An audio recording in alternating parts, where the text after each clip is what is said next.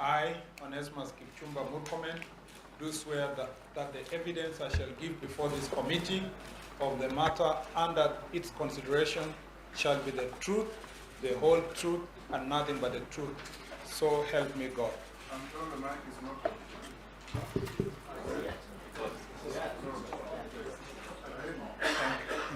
You are suffering from diminishing returns. You may sign the oath.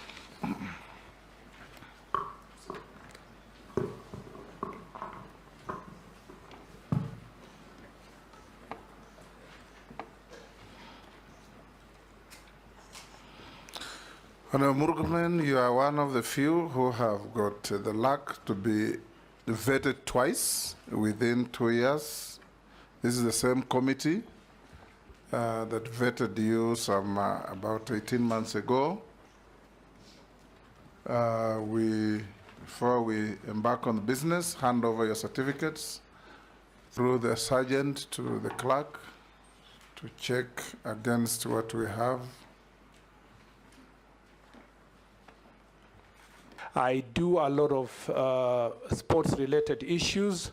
Mr. Speaker, I was the captain of Bunge FC, and I see my members here, Mr. Speaker. Honorable Kikaria was a fantastic midfielder, a bit aggressive sometimes, but Mr. Speaker, I was the captain, and we did exceptionally well during my tenure, and I scored so many goals in different countries in East Africa.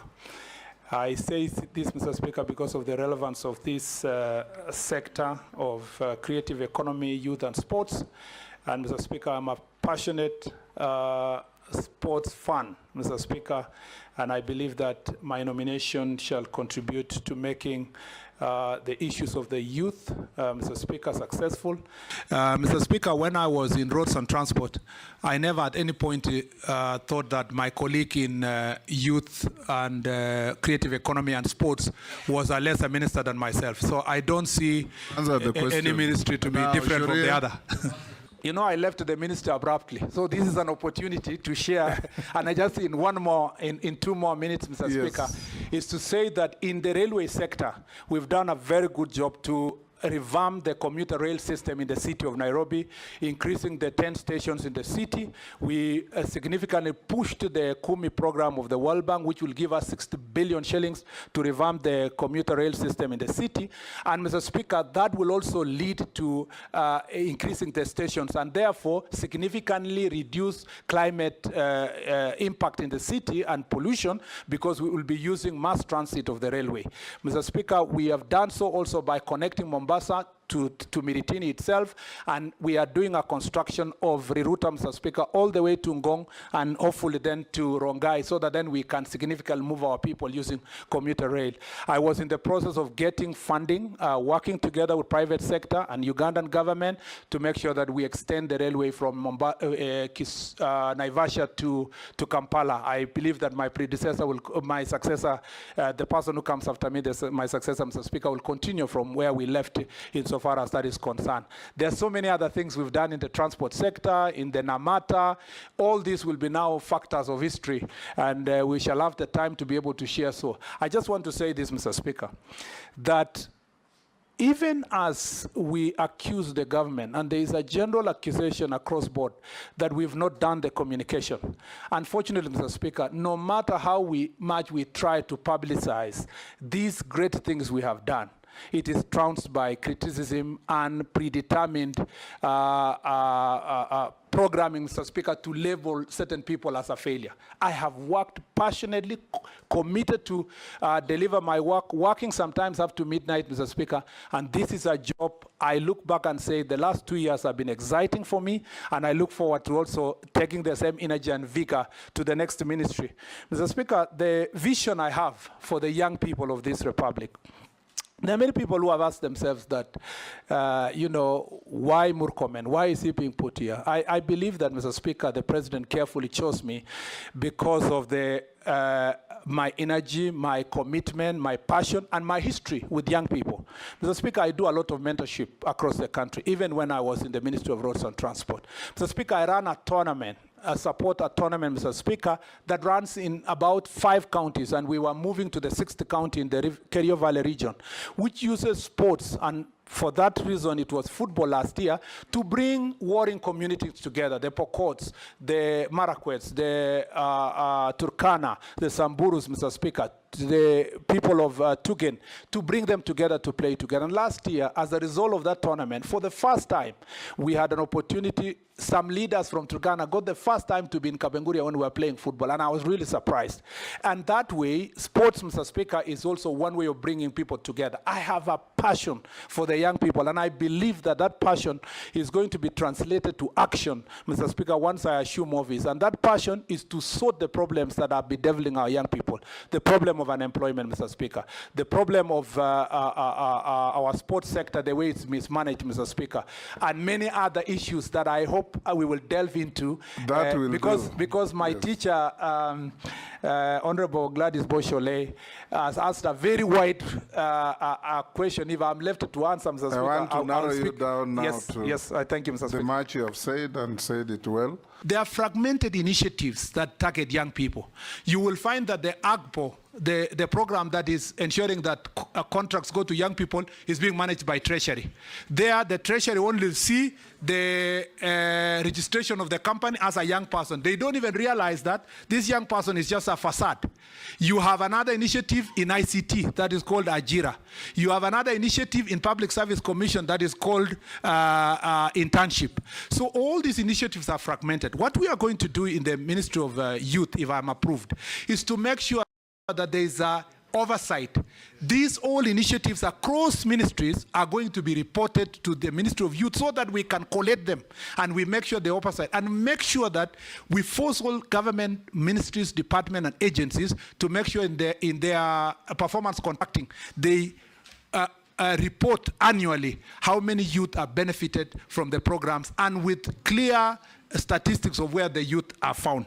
Mr. Speaker, on the issue of Honorable Raso, I agree with him that we need to establish, and again it goes to the policy, that what kind of study are you going to build in different parts of the country, and we must make sure that is why the absence here is the disjointed relationship between the national government and county government, because there is no intergovernmental framework under the law that makes sure that we work together to establish those community training grounds and the issue of stadium. The issue of Marsabit Stadium, Mr. Speaker, I will make sure that I follow up personally. I was really wishing to go to Marsabit as a Minister of Roads and Transport because we have some airstrips we were working on there, and also we are open to the Lapset corridor. We want to put ICD there. So, Mr. Speaker, I will go now. Mr. Speaker, on behalf of this ministry, if I'm approved, to make sure that the stadium is completed. We want you to shift your hat from roads to youth and sports if you are confirmed. Yes, Mr. Speaker, but as a cabinet secretary, you still have the responsibility of supporting I know there is the rest of government. Responsibility, but don't live in nostalgia. We consider physical education, sports, Mr. Speaker, as a luxury, as an additional activity which can be done or not be done. We forget that can be the quickest way of developing our people. Mr. Speaker, I think we need to have a serious conversation with the Ministry of Education to make sure that we support sports activities deliberately. Luckily, the Sports Fund has been supporting sports activities like the National Football Championship. Sports Fund has been chipping in, but we need a structured way. In fact, in some countries, the Ministry of Sports would be combined together with education as one ministry, with one department being the sports, for structured working relationship between the two departments. And I think even without that being structured to be one ministry, we need to work together with one government to see how sports is going to, how we are going to use our education institutions. By the way, I saw yesterday a number of Olympic winners, swimming and so forth, are in various schools in Europe. You know, they keep, the commentator is saying, oh, this one has gone to this school in Europe, that's gone to this school in Europe, this is a student in this university. This should be the case. Schools and the university should be the breeding ground for our talents, and that is where they should be located. Mr. Speaker, on the question of Honorable Mule, I am very happy that he is asking a very pertinent question. In the youth sector, what am I going to do differently to make sure that our youth get jobs? First, let me say this, Mr. Speaker. It's an embarrassment that as a country, and this should collectively prick our conscience, that the budget for youth department, for core functions of the youth department, for an entire year is 51 million shillings. That is a shame, Mr. Speaker. In fact, when I was looking at the budget, I was asking myself, am I being set up to just go and sit in an office where you are not going to deliver anything to the youth of this country? How you budget is demonstrating your priorities, because if you really want to sort out youth issues, we must put resources for youth resources. You will remember, Mr. Speaker, after the post-election violence, is when a serious discussion, and you were part of the negotiating team for the coalition government and for peace. You remember one of the discussion was, what are we going to do with the youth? And that's how Mzee Kibaki's government came up with Youth Fund, and they came up also with National Youth Council, and they came up with all those youth initiatives. You remember, Mr. Speaker, the youth ministry at that time had about 10 billion for implementing projects. Now the youth department has 51 million shillings. What happened to us? Because in 2013, when we lumped together the youth ministry with public service, the whole resources were channeled to National Youth Service. And then we forgot about the other core functions that are affecting the youth. This department has moved with 8 PSS within 10 years, Mr. Speaker. And so it has not had a proper institutional memory of implementation. Mr. Speaker, that is one area that we must fix the resources. Number two, there is a program, luckily, Mr. Speaker, that is supported by the World Bank, that's called Nyota. Its intention is to make sure that it reaches 19 years old up to 28 who have not gone past Form 4 in terms of recognition of their skills, improving of their skills, and attaching them to a specific work environment, and thereafter supporting some of them to do businesses. Mr. Speaker, that program is huge. It's about 20-something billion shillings in 5 years. I am going to be prudent in terms of managing and making sure that it achieves the objective of reaching 800,000 young people across the country. I ask members of parliament that we work together to make sure that the identification of the beneficiaries is per constituency, because the constituencies are the most equitable units at the country. The other thing, Mr. Speaker, we must do, Mr. Speaker, it is not right that for the last 8 years you have an organization that has a leadership in office that has not been elected, but they are there in perpetuity, Mr. Speaker. Mr. Speaker, it's not just FKF, it's AK. AK has been there for 12 years without an election. Cricket Association, the same. Badminton, the same. Mr. Speaker, for swimming, the same. There is a problem, a serious problem, Mr. Speaker, when it comes to sports management in this. Because, Speaker, what is also worse is that there is a collaboration, and unfortunately, as an officer of the court, I have to say this. There is a collaboration between these organizations and, Mr. Speaker, court orders. If you find why the AK has never held elections for 12 years, it's because they are perpetuating themselves using a court order. That is the same way the FKF is perpetuating itself along a court order. Mr. Speaker, the first thing I will do is to make sure that we bring all the stakeholders, and Mr. Speaker, I promise I'll do that within the next 1 month, all the stakeholders in different sectors of sports to make sure that we have a conversation on how to turn around these sports. Number two, Mr. Speaker, I would like, and I hope the Chief Justice is watching me, or even if she's not watching me, she'll be told. I'd like to have a meeting with the Chief Justice, Mr. Speaker, should I be approved, to discuss with the Chief Justice how they will expeditiously make decisions in relation to, Mr. Speaker, elections and officials of sports associations. Mr. Speaker, the Chief Justice and our judges must understand that they are blocking young people from accessing opportunities, Mr. Speaker.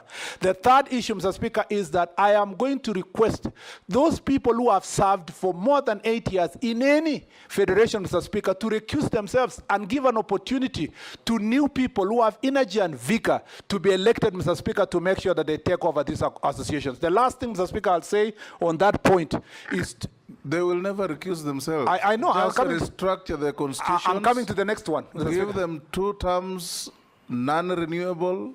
After 2 terms, 3 years, 4 years, they finish, they go. I was coming to that, Mr. Speaker. I was coming to the next issue. The next issue, Mr. Speaker, is that we will make sure that we will not finance any sports federation that, Mr. Speaker, is not following the Sports Act and does not do regular elections. Mr. Speaker, The other issue that we must deal with is that we cannot hide. Our sports federations cannot continue to hide, saying that the resources they get from FIFA or World Athletics Organization or International Badminton Organizations are not subject to auditing. We must audit that money, Mr. Speaker, and we will involve Ethics and Anti-Corruption Commission, we will involve DCI if it requires, Mr. Speaker. That money is given to Kenya, not for the association themselves. It's on behalf of the young people of Kenya, Mr. Speaker, and we must take them by the horns, Mr. Speaker.